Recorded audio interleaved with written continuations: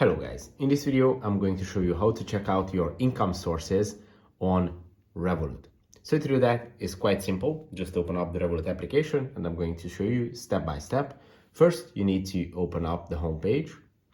Then move on to the top right corner of the screen where it shows this little statistics icon.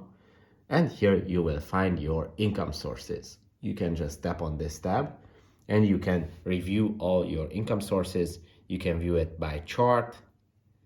You can view it in different styles, or you can view it in a circle chart, seeing all the different categories. You can check by week, month, 6 months, or year. And as you can see, you can also see the previous years as well. So it's pretty easy to do. I hope this video was helpful for you. If it was, please consider sending a super thanks donation.